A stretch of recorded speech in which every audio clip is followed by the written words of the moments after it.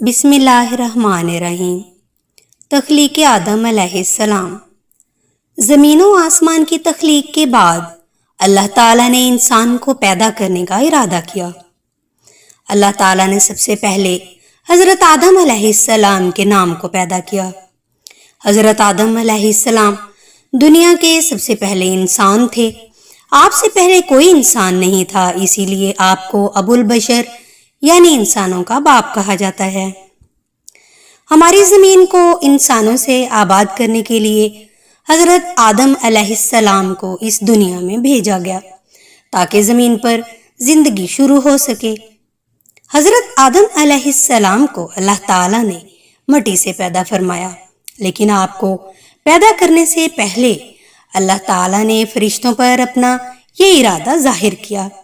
اس بارے میں قرآن پاک میں ارشاد آتا ہے، ترجمہ: اور جب تیرے رب نے فرشتوں سے کہا کہ میں زمین میں خلیفہ بنانے والا ہوں، فرشتوں کو یہ فرمان سن کر حیرت ہوئی۔ انہیں اللہ تعالیٰ کے ارادے پر کوئی اعتراض نہیں تھا، وہ فرمانبردار مخلوق تھے، کسی صورت بھی اللہ تعالیٰ کی نافرمانی نہیں کرتے۔ انہیں جو اللہ حکم دیتا ہے وہ بجا لاتے ہیں، لیکن وہ اس حیرت کو دور کرنا چاہتے تھے کہ زمین پر پہلا قدم کس کا ہوگا۔ ناظرین کرام، فرشتے یہ جاننا چاہتے تھے کہ اس نئی مخلوق کو کس مقصد کے لیے پیدا کیا جا رہا ہے۔ عبادت کے لیے تو وہ کم نہیں تھے۔ ان کا خیال تھا کہ نئی مخلوق زمین میں فساد پھیلائے گی، خون بہائے گی، اس لیے انہوں نے اپنے رب سے سوال کیا کہ تو ایسے شخص کو کیوں پیدا کرتا ہے جو زمین میں فساد کرے اور خون بہائے، اور ہم تیری تسبیح، حمد اور پاکیزگی بیان کرنے والے ہیں۔ اللہ تعالیٰ نے جواب دیا کہ جو میں جانتا ہوں وہ تم نہیں جانتے۔ اسی طرح اللہ تعالیٰ نے حضرت آدم علیہ السلام اور ان کی اولاد کو پیدا کرنا تھا۔ اللہ تعالیٰ جانتا تھا کہ ان کی اولادوں میں انبیاء و رسول اور نیک اور صالح اور ان سے محبت کرنے والے لوگ پیدا ہوں گے۔ اللہ تعالیٰ یہ بھی جانتا تھا کہ حضرت آدم علیہ السلام کی اولاد میں سے ایسے لوگ بھی ہوں گے جو برے کام کریں گے، زمین میں فساد بھی پھیلائیں گے، لوگوں کو ناحق قتل کریں گے، لیکن ایسے لوگ بھی ہوں گے جو نیکیاں کریں گے اور ان کو برائیاں کرنے سے روکیں گے۔ اللہ تعالیٰ نے حضرت آدم علیہ السلام کو مٹی کی ایک مٹھی سے پیدا فرمایا۔ مٹی کو گاڑا کیا گیا اور اس گارے سے ایک صورت بنائی گئی، اور اس صورت کے اندر اللہ تعالیٰ نے روح پھونکی اور اس میں زندگی آ گئی اور وہ حرکت کرنے لگے۔ مٹی کی اس مٹھی میں چونکہ زمین کی تمام اقسام کی مٹی شامل تھی، اس لیے دنیا میں جتنے لوگ بھی پیدا ہوئے یا آئندہ ہوں گے سب مختلف رنگوں اور مختلف مزاجوں کے ہوں گے۔ ناظرین کرام، سیدنا ابو موسیٰ اشعری جلیل القدر صحابہ تھے، اور وہ بیان کرتے ہیں کہ نبی کریم صلی اللہ علیہ وآلہ وسلم نے فرمایا، اللہ تعالیٰ نے حضرت آدم علیہ السلام کو ایسی مٹی کی مٹھی سے پیدا فرمایا جس کو تمام زمین کی مٹی سے لیا گیا تھا۔ اس لیے اب اس دنیا کے لوگ مختلف لحاظ کے ہوتے ہیں۔ ان میں سے کوئی سفید رنگ کا، کوئی سرخ رنگ کا، کوئی کالے رنگ کا، کوئی گندمی رنگ کا، کوئی اچھا، کوئی برا، کوئی نرم مزاج، کوئی سخت مزاج اور کوئی درمیانے مزاج کا ہوتا ہے۔ ہم نے انسان کو مٹی کی نسبت سے پیدا کیا۔ تخلیق آدم کے وقت فرشتوں نے اللہ تعالیٰ سے کہا کہ تو ایسی مخلوق کو پیدا کر رہا ہے کہ جو زمین میں خون بہائے گی، اور اللہ تعالیٰ نے بھی ارادہ کیا کہ تخلیق آدم کا مقصد اور فرشتوں پر ان کی فضیلت و برتری واضح کر دے۔ چنانچہ اللہ تعالیٰ نے حضرت آدم علیہ السلام کو نام سکھائے اور پھر فرشتوں کے سامنے ان کو پیش کر کے فرمایا کہ اگر تم سچے ہو تو ان چیزوں کے نام بتاؤ۔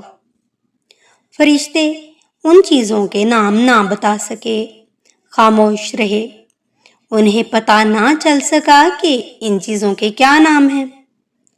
آخر انہوں نے عاجزی سے کہا، اے اللہ، تیری ذات پاک ہے، ہمیں تو صرف اتنا ہی علم ہے جتنا تو نے ہمیں سکھا رکھا ہے، پورے علم و حکمت والا تو ہی ہے۔ اللہ تعالیٰ نے سب فرشتوں کو حکم دیا کہ اب آدم کو سجدہ کرو، کیونکہ وہ تمام نام آدم علیہ السلام کو آتے تھے۔ قرآن کریم میں یہ ذکر اس طرح بیان ہوا ہے۔ ترجمہ: اور جب ہم نے فرشتوں سے کہا کہ آدم کو سجدہ کرو تو ابلیس کے سوا سب نے سجدہ کیا۔ اس نے انکار کیا اور تکبر کرنے والوں میں سے اور کافروں میں سے ہو گیا۔ اللہ تعالیٰ نے حضرت آدم علیہ السلام کو حکم دیا کہ وہ جنت میں رہیں، لیکن حضرت آدم علیہ السلام تنہا رہتے اور اداس رہتے۔ اللہ تعالیٰ نے ان کی اداسی دور کرنے کے لیے حوا علیہ السلام کو پیدا کیا۔ حوا علیہ السلام کو حضرت آدم کی پسلی سے پیدا کیا گیا۔ حضرت آدم علیہ السلام سے اللہ تعالیٰ نے فرمایا، تم اور تمہاری زوجہ جنت میں رہو اور جس جگہ سے تم چاہو اطمینان سے کھاؤ۔ اور حضرت آدم اور حضرت حوا علیہ السلام جنت میں آرام و آسائش سے رہنے لگے۔ ناظرین کرام، اللہ تعالیٰ نے حضرت آدم علیہ السلام اور ان کی بیوی کو یہ حکم تو دیا تھا کہ جنت میں جہاں سے چاہو کھاؤ، لیکن یہ بھی منع فرمایا کہ اس درخت کے پاس نہ جانا ورنہ تم ظالموں میں سے ہو جاؤ گے۔ اللہ تعالیٰ نے حضرت آدم علیہ السلام اور حضرت حوا علیہ السلام کو اس درخت کا پھل کھانے سے منع فرمایا تھا۔ جب تک انہوں نے پھل نہیں کھایا تھا وہ بہت سکون کی زندگی گزار رہے تھے، جنت میں آرام ہی آرام تھا۔ انہیں معلوم نہیں تھا کہ بھوک پیاس، ڈر خوف، زندگی موت اور شرمندگی، سردی گرمی یا دنیاوی لذت یا دنیاوی تکالیف کیا ہوتے ہیں۔ لیکن جو ہی انہوں نے وہ پھل کھایا سب چیزیں ان پر واضح ہو گئیں۔ پھل کھاتے ہی ان کے کپڑے اتر گئے جو کہ جنتی لباس تھا۔ وہ دونوں سخت پریشان ہوئے۔ انہوں نے جنت کے پتوں سے اپنے بدن کو ڈھانکا۔ دونوں بہت شرم محسوس کر رہے تھے۔ وہ اللہ تعالیٰ کے فرمان کو بھول گئے، ان سے خطا ہوئی اور انہوں نے گڑ گڑا کر اللہ تعالیٰ سے دعا کی کہ اے اللہ، ہم سے بھول ہو گئی تو ہمیں معاف فرما دے، ہمارے گناہوں کو بھی معاف کر دے۔ ناظرین کرام، اس پر اللہ تعالیٰ نے فرمایا کہ کیا میں نے تم دونوں کو اس درخت کے پاس جانے سے نہ روکا تھا کہ شیطان تم دونوں کا واضح دشمن ہے۔ دونوں نے اللہ کے حضور دعا کی کہ اے ہمارے رب، ہم نے اپنی جانوں پر ظلم کیا، اگر تو نے ہمیں معاف نہ کیا اور ہم پر رحم نہ کیا تو واقعی ہم نقصان اٹھانے والوں میں سے ہو جائیں گے۔ ناظرین کرام، حضرت آدم علیہ السلام اور حضرت حوا علیہ السلام کے گڑ گڑانے اور معافی مانگنے پر اللہ تعالیٰ نے ان کے گناہوں کو معاف کر دیا۔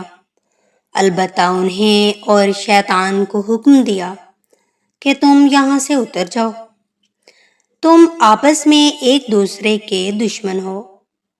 اب تمہارے پاس جب کبھی میری طرف سے ہدایت پہنچے تو جو میری ہدایت کی پیروی کرے گا نہ تو وہ بھٹکے گا اور نہ تکلیف میں پڑے گا۔